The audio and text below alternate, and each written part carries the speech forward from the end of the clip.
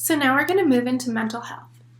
So as much as I hate to admit it, at one point or another during your time here, you are going to feel stressed, whether it is social stress, life stress, academic stress, anything like that. You are going to feel stressed just because that is part of being in college. That's part of being at Clemson. And Clemson is a tough academic school. And they know that. They want to help you out despite popular opinion. They don't just want to see you fail. So Clemson has a ton of academic resources already in place so that you can kind of ease that academic stress with the aid of the stuff they already have in place. So the first resource is the Academic Success Center. So that is the new building right behind the library. They can help you out with basically anything academic. They have resident academic advisors. They have different academic workshops, so like time management workshops, planning workshops for any sort of study plans, anything like that. They can also set you up with group tutoring or one-on-one tutoring, if you need specific help in a class. So if you ever need anything academic, definitely go over there. They can for sure help you out, or just go to their website. They have a ton of resources on there as well. In the Academic Success Center is the Writing Center. So the Writing Center is basically a place that you can bring any piece of writing you have. The people that work there will look it over, they will make it better, they will help you out, and who likes to pass up some free extra points? So peer-assisted learning is another resource we have. That is basically tutoring, but it's a little different than normal tutoring. So PAL sessions are led by a person who got an A in a class already. So if someone gets an A, they can sign up to be a PAL leader, and they'll basically hold study sessions for you to come and bring questions, work through problems, work through a study guide, and the person who's answering all your questions will be a person who already got an A in the class, so they're going to know what the professor is looking for and all of that stuff. Also, research and database help in Cooper Library. Cooper is required to have a librarian for every major, so a lot of people don't know that. So if you ever have a research project or anything like that, definitely go to the library and ask for the librarian's help. They will be so happy to help you out. Also, definitely make sure to go to office hours. Your instructor is the one who is going to be either making or grading the exam, so might as well go to them to see what you should specifically look at, specifically focus on, and they can get to know you, which is always a good thing. So moving into some statistics, we like to highlight some mental health statistics, from our campus, just so we all kind of know what's going on and know what is the climate in terms of mental health at Clemson. So in 2018, 31% of Clemson students reported that stress impacted their academic performance. The next two highest mental health concerns were anxiety and depression. So that is a very large number. That means if you are ever feeling stressed, you are not alone. There are a lot of people who are suffering from that on our campus, and there are also people suffering from anxiety and depression, clearly, because those are two high concerns. Also at Clemson, 26% of students have received professional mental health care services in the past year, and 80% of students would seek professional mental health care services if needed in the future. So that basically means that if people need CAPS, they're going, and if people ever feel like they would need CAPS, they would go. So there's no reason that you should not go if you need it. So resilience is something we like to highlight just because resilience can be a really important factor in those challenges that I mentioned earlier. We're all going to come into an interaction with some sort of challenge, and resilience is what's going to help you get over that challenge, get through it, and not just say, okay, I quit, I'm going home. So resilience, or grit, is the ability to overcome and draw strength from difficult situations. So I like to say resilience is just you take an L, you bounce back. So resilience is something you can build up over time. It's not something you're born with or you're born without. So there are some things you can do to help build your resilience and build your strength in getting over those difficult challenges and situations. So hanging on through a challenge is great. If you ever, say, fail an exam or something, you want to hang on, you want to push, you want to study harder for the next one, you want to go see your professor to see what you messed up on, you want to get better. You don't just want to say, okay, I failed, I'm dropping out, going home, see you later, that's it. That does not build resilience.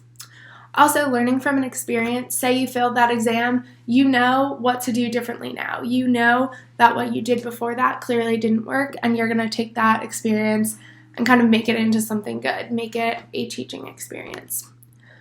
Building strong relationships is very important just because being at Clemson or being at college might be a new environment. So we need to make strong relationships with those around us to help us succeed. So whether that's our friends, our professors, our advisors, anyone like that, everyone here wants to see you succeed and wants to help you succeed. So you should definitely take advantage of those strong relationships that you make. Seeing your current situation as a turning point. If you, as I said, fail that exam and you're at the lowest of lows, you can only go up from there, and you have to believe that. Using humor and realistic optimism is very important. You don't just want to be a downer about everything. You don't want to be really negative, and everyone loves a good laugh. So moving into stress. So there is a difference between good stress and bad stress. Good stress is the stress that's going to help you when you're in the library at 3 a.m. and you have 2 exams, a paper. That stress is going to push you to get it done and not just sit in your room and watch Netflix all night.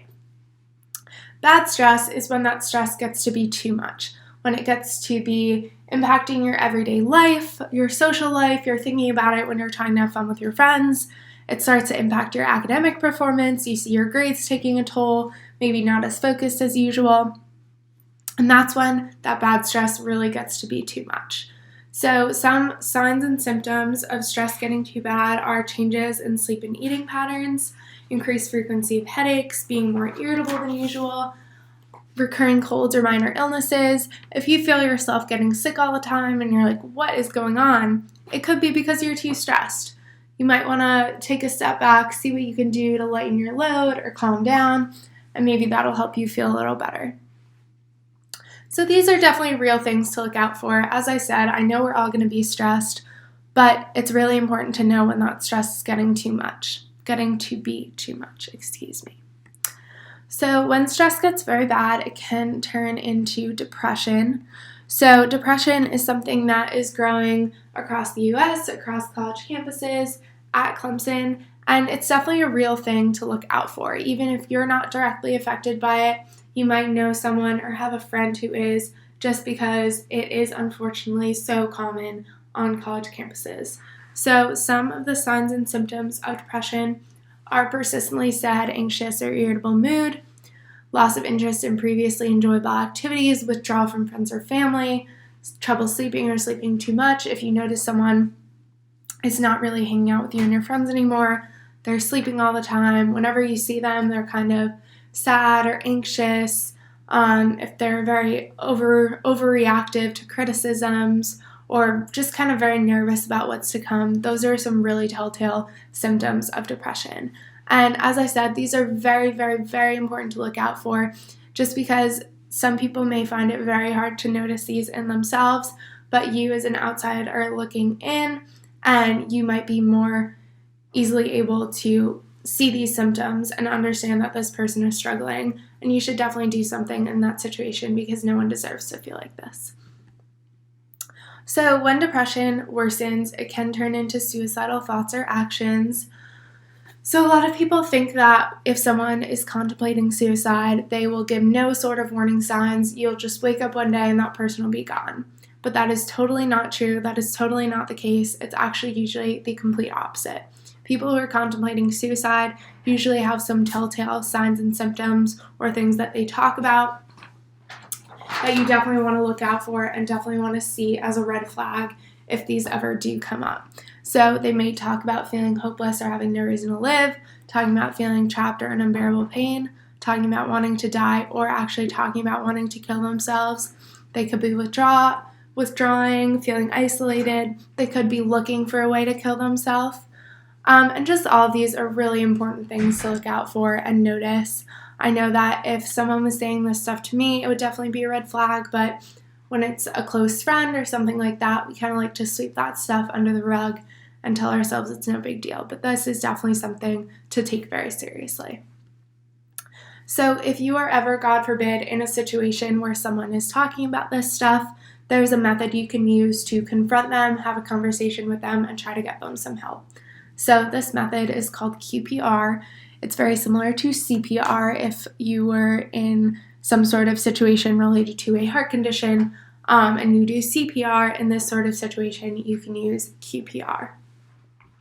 So the Q in QPR is question. So the first step of this conversation with this person is going to be question. So you want to go ahead and ask open-ended questions like, how are you feeling lately? Can you tell me what's going on? You don't want to ask yes or no questions because someone easily can just say yes or no, and that's the end of the conversation. You want to be persistent. You want to find out what's actually going on, and you want to find out what you need to know in order to get them help, but you don't want to be so pushy that they just start to shut down. Also, a lot of people think that if you ask someone if they are contemplating suicide or anything like that, it'll make it happen, and that is totally not true. It is totally the opposite. If you ask someone if they're thinking about killing themselves, it's going to show them that you actually care enough to ask the question, and it's going to have a much more positive effect rather than a negative effect. So the P in QPR is persuade.